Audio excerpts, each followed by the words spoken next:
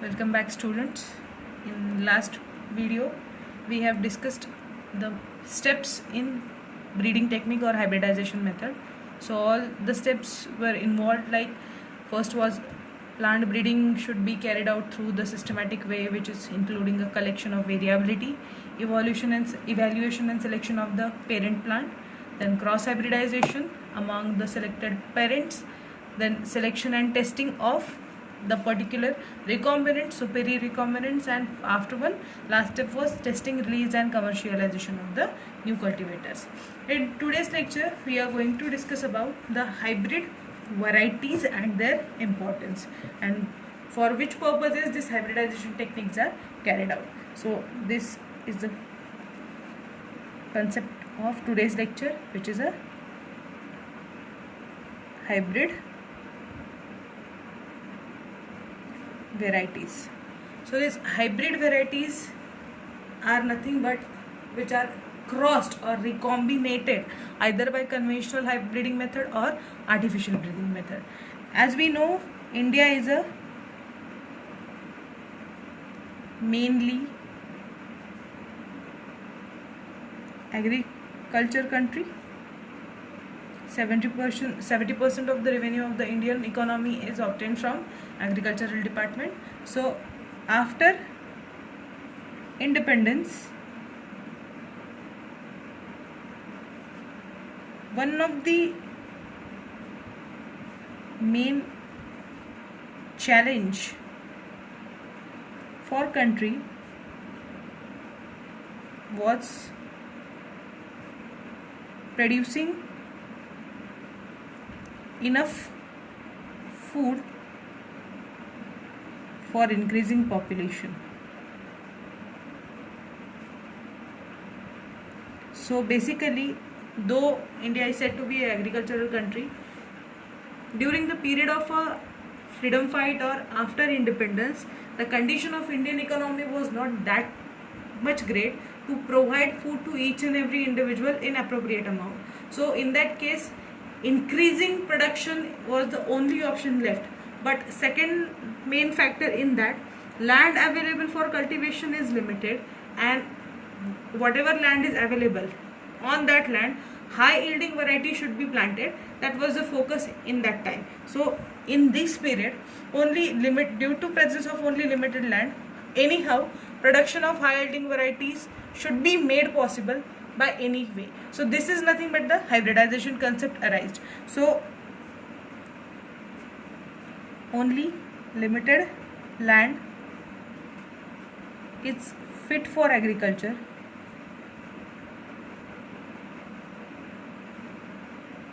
There should be increase in yield per unit area from existing land was only option. So whatever land is available, planting high yield variety on that particular land and increasing production per unit area was the only option left in terms of providing enough food for increasing population. So in mid 1960, production of several high yield or high yielding varieties of wheat and rice led to increased production of food,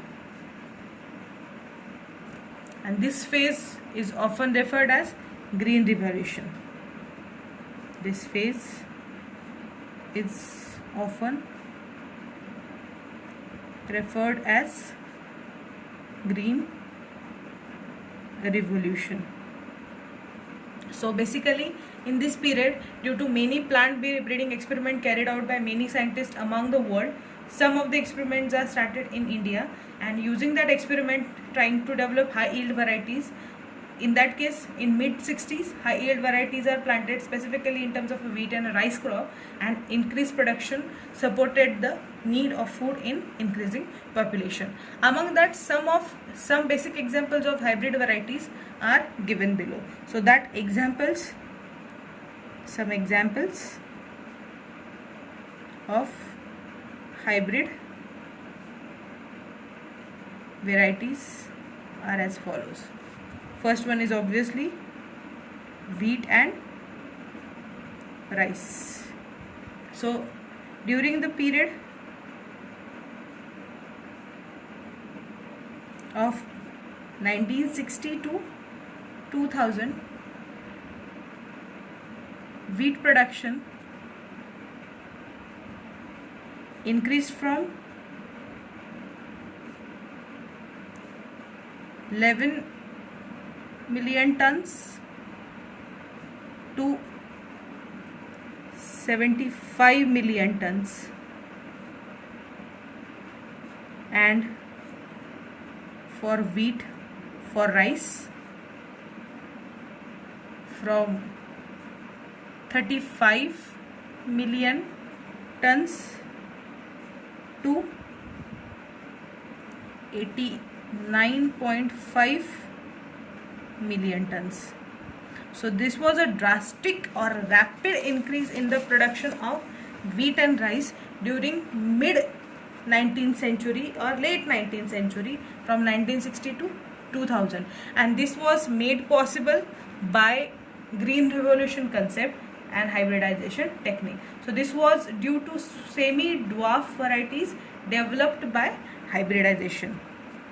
This was possible due to semi-dwarf varieties developed by hybridization. Many foreign development institutes were used by Norman Borlaug to produce these varieties. Many foreign development institutes were used by Norman Borlaug, who is said to be a father of Green Revolution, to produce these varieties.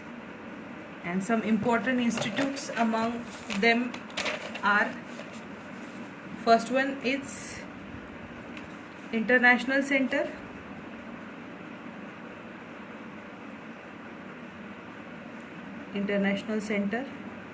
for Wheat and Maize Development,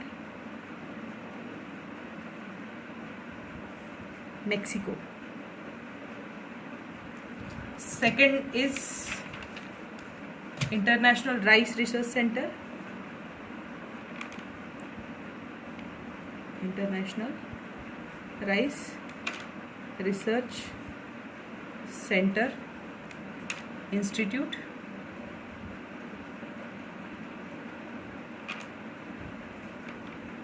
Philippines.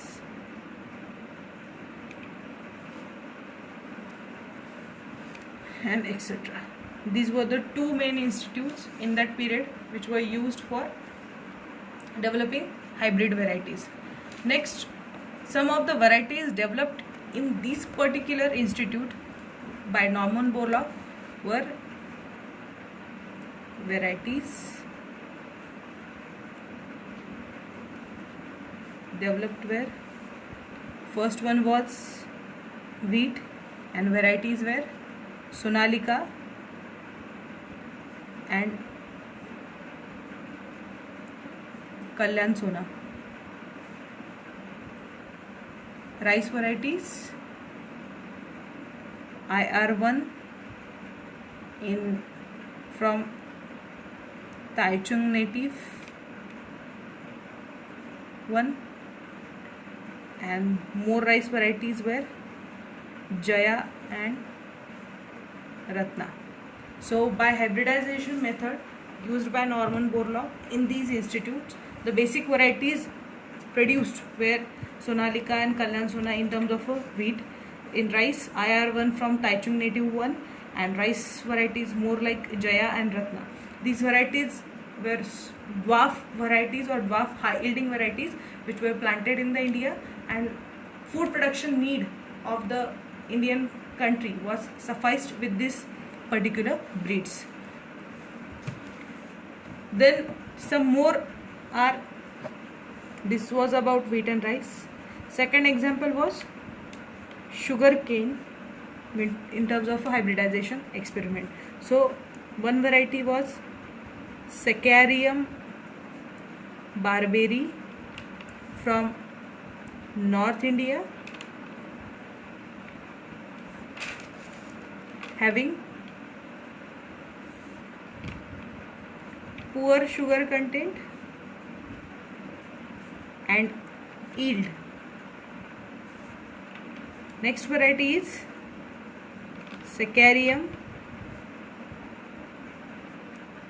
officinarium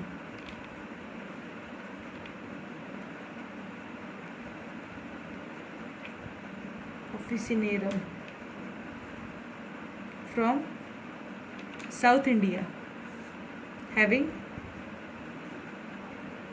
thicker stem and high sugar content. When these both varieties crossed together by hybridization experiment, the new variety produced was able to make good sugar content, and the variety was able to grow in North India also. So this basic variety Saccharium officinarum is not able to grow in North India in this format, but after crossing of Saccharium barberi and Saccharium officinarum with together, the variety produced was able to grow in North India, that region of North India where it was not possible, and also sugar content and disease resistance capacity of the crop was improved. So this was one of the best example of a hybridization experiment carried out and variety made successfully. So after growth, the new variety was able to show good sugar content and can grow in North India. So this was second example. Third one was millets. Hybrid maize, jowar and bajra have been successfully made in India with the help of hybridization experiment, and most of the varieties developed with high yield and resistance to water stress. So these varieties which were developed for maize, jowar and bajra, they were showing the high yield capacity and also resistance to water stress. Means even if water is not available in abundant quantity, with poor water content also growth is possible. So these examples of wheat, rice, sugarcane and millets help to explain hybridization technique in a more precise way. So this is nothing but a golden opportunity for Indian researchers to carry on with the research and improve the agricultural practices with better varieties. Plant breeding for resistance is the next concept in this chapter. So there already we have discussed basically mottos or aims to make disease resistance plant was different by different scientists, but some of the basic needs to improvise crop quality are disease resistant, high yield or somehow genetic makeup change for better crop production. And in that always the first aim is plant breeding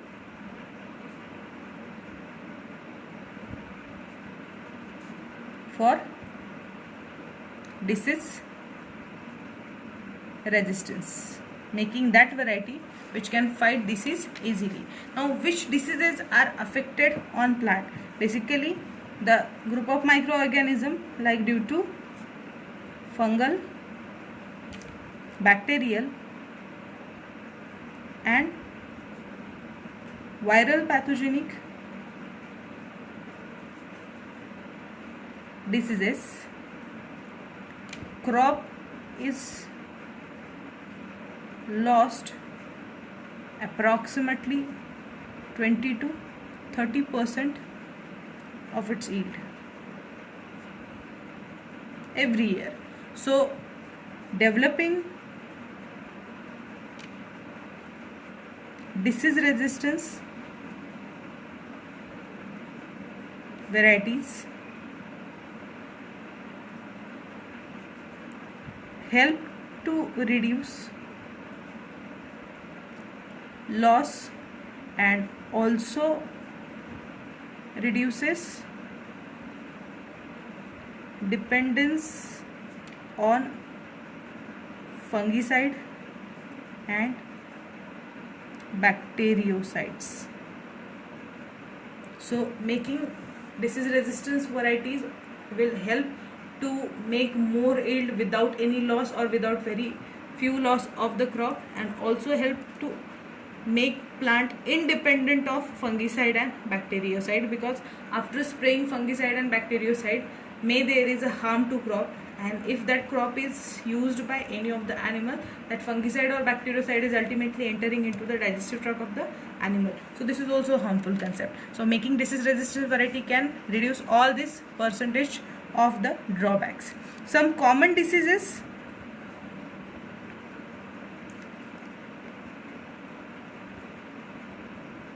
caused by pathogens are by fungi, diseases like brown rust of wheat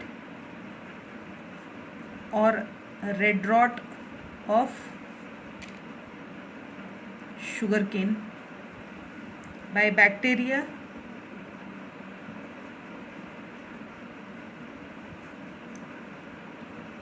black rot of crucifers. By viruses, tobacco mosaic disease or turnip mosaic. So these were the common examples of the diseases caused by all three groups: fungi, bacteria and viruses.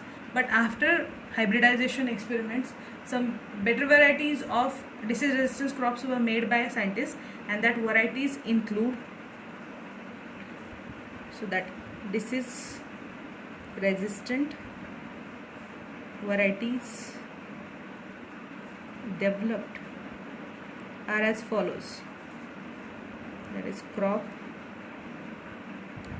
variety and resistance to disease.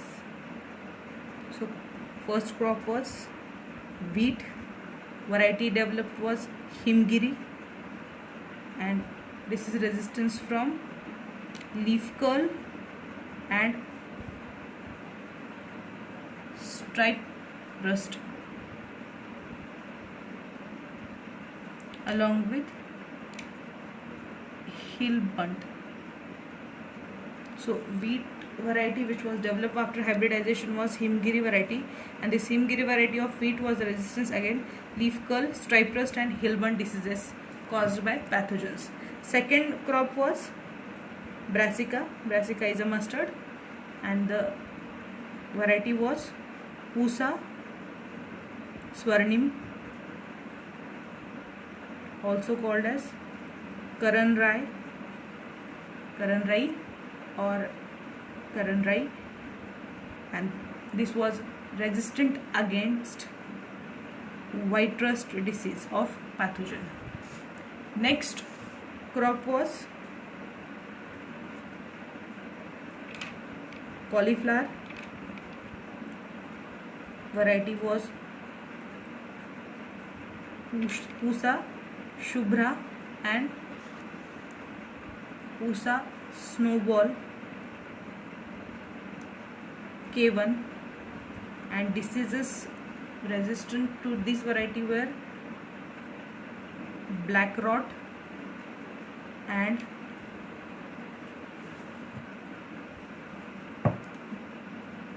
blight black rot.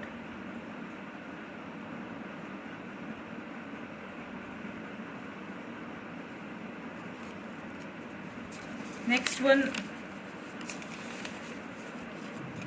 was cowpea. Next variety used was, next crop was cowpea, and the variety was Pusa Komal, and disease was bacterial blight. Last variety was chili crop. Variety was Pusa Sadabahar, and diseases was chili mosaic virus, tobacco mosaic virus, and leaf curl. So these was the varieties developed for disease resistance by hybridization technique, including wheat, mustard, cauliflower, cowpea and chili. The variety developed for wheat was Himgiri, and it was resistance against leaf and stripe rust along with hilburn. For mustard or brassica, it was a Pusa Swarnim, and it was resistant against white rust. Cauliflower, Pusa Shubhra and Pusa Snowball K1, black rot and black rot. Cowpea, Pusa Komal, bacterial blight, and chili, Pusa Sadabahar, chili mosaic virus, tobacco mosaic virus and leaf curl. So these was the varieties which are developed for disease resistance by hybridization. Compared to conventional breeding, mutation breeding is a better option for inducing mutation and finding out desirable genes. Now what basically is mutation? Conventional techniques include just crossing the plants, male plant and female plant of different varieties from same species, and obtaining the result without any genetic exchange in the or artificial genetic exchange in the particular crop. But mutation or mutation breeding is that branch where artificially genetic inductions were induced in the plant, or genetic makeup of the plant is changed to get the better variety. So that what is mutation breeding and how it is useful, that we are going to discuss in the next lecture. Thank you.